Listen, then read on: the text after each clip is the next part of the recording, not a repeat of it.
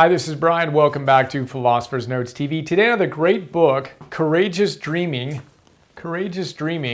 by Alberto Villoldo. Subtitle, How Shamans Dream the World into Being.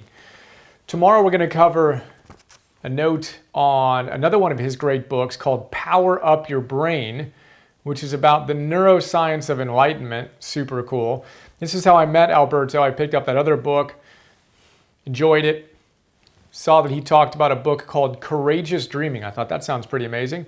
And got this book. Glad I did. It's fantastic. Philosopher's Note. Bunch of big ideas. Let's jump in and talk about my favorite 5. So idea here is not to change your actual dreaming state, but to bring a vision of your ideal life into your reality in the waking state. So the book is all about how we can unpack that from a shaman's perspective. He's trained with shamans and spiritual teachers in South America, the Andes, and the Amazon for 25 plus years. Really cool guy who blends those ideas with neuroscience. But the first idea here is we need to figure out which role we're going to play in our life. In our dream, are we living in a nightmare where we're a victim? Or are we going to truly live in a dream where we're the hero? He says you have a choice. You can either choose to create your ideal life, or you can choose to have all the reasons why you can't create that ideal life. But you can't have both. You need to pick. Are you going to be a victim and complain about all the things that aren't working for you, your bad childhood and this challenge and that challenge? That's just the story you're telling again and again, the nightmare you're repeating again and again. Or are you going to choose to let go of those limitations and all the stories about why you can't have what you want and actually create it? Victim to hero. Now in the note, I talk about a really cool dynamic that Alberto goes into, but basically a lot of teachers talk about the fact that a victim needs a bully. Other teachers call it a persecutor. And then they need a rescuer. So if I'm a victim, I'm constantly saying someone outside of me or something outside of me is persecuting me as a bully. I need to find a rescuer, right? Whether it's a pill or a magic secret or whatever to rescue me from my bully. That's the victim orientation. David Emerald, who wrote a great book called The Power of Ted, which is one of my favorite books I've ever read, talks about the fact that we need to shift and mirrors what Alberto is talking about. So basically, we need to move from victim to hero. David Emerald calls it creator. From victim to creator. Now, you still have a triangle, right? But you redefine it. The creator doesn't think he has bullies in his life. He just thinks he has challengers, right?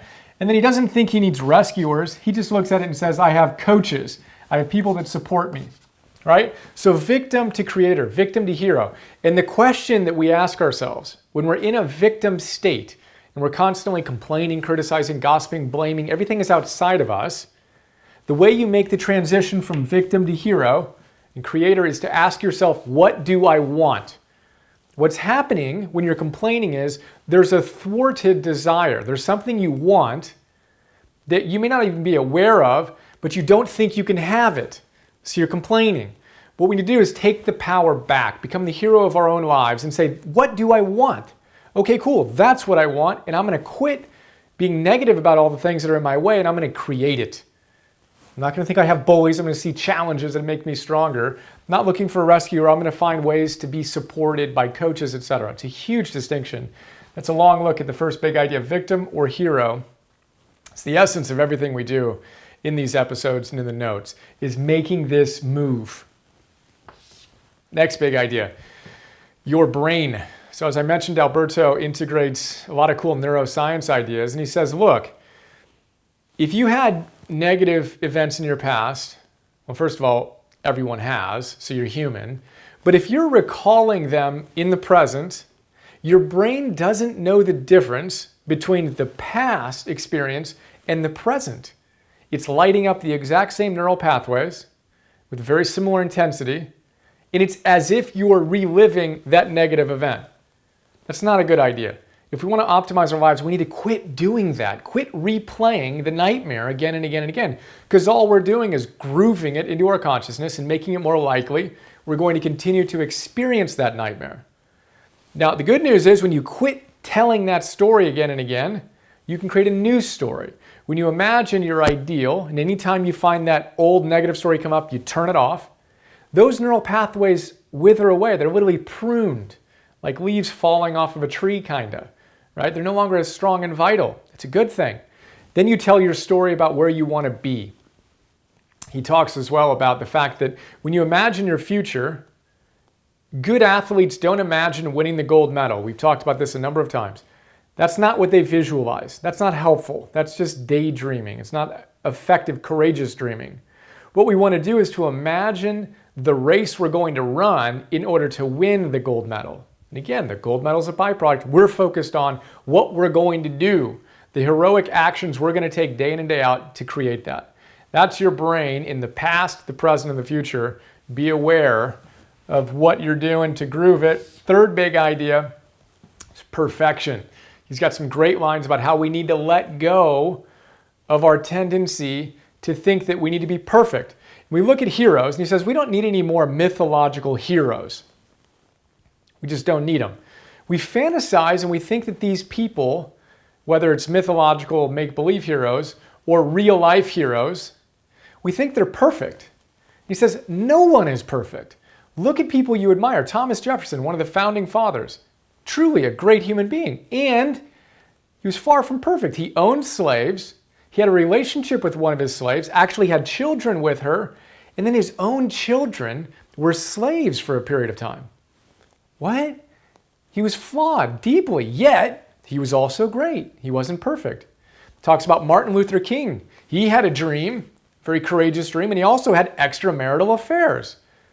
Wasn't perfect. John Lennon wrote about all we need is love, and Alberto tells us, when he had a horrible relationship with his oldest son.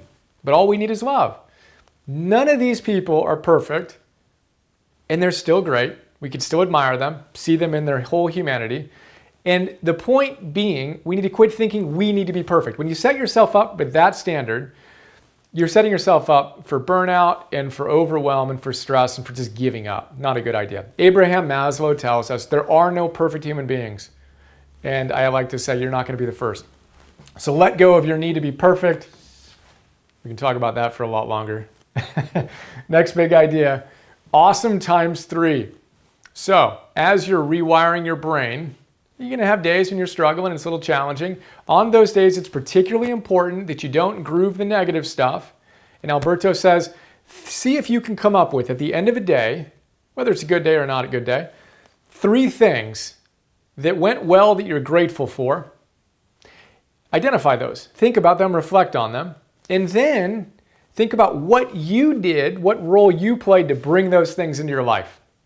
3 awesome things you can be grateful for and how you played a part in bringing them into your life. It's a great way to see that you're an active agent in creating your optimal life. You're a hero in your own story in small, everyday ways, which is ultimately what it's all about.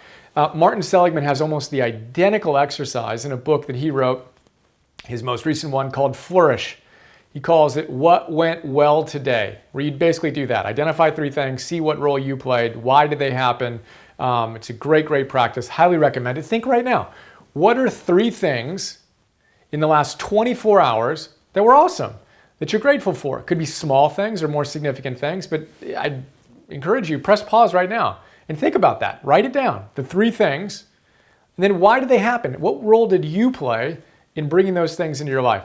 Big practice, big idea. 5th big idea is the final chapter of the book, and it is basically, we need to be ready to die. We need to act as if today is our very last day on the planet. Most people are running away from death rather than putting their energy into their creative, original force, life force. He says we need to reverse that. The ancient shamans taught, and the modern shamans teach, that we need to embrace our mortality and realize that we're not guaranteed anything beyond this moment. And the question is, are we showing up in our fullest integrity right now? He gives us 2 exercises that are worth talking about briefly. The first one is when you wake up in the day, remind yourself this might be your last day, and then think about how would you make today perfect? How would you create a perfect day? See that in your mind. What would you do? How would you interact with people? Envision it. See that and then create it. That's exercise number 1. The second exercise is imagine that you in fact do die today and write your eulogy for your life. From birth to now, what would you want to share? If you were at your own funeral and someone was going to read a eulogy you wrote, what would they say? What would you want people to remember? What did you achieve? Who were you? And if there are parts of the story, as you rewrite it, write it from a heroic perspective, that you faced your challenges and you grew in the midst of challenge and maybe despair, etc. And if there are aspects of your eulogy that you're not particularly proud of that you wish you could change them. Work on that right now. Get in integrity. Get lined up so that who you aspire to be in your ultimate description in your eulogy at the end of your life is who you are now. It's one of the most powerful exercises we can ever do. And there you go. Quick look at courageous dreaming. You got your eulogy. You got your perfect day.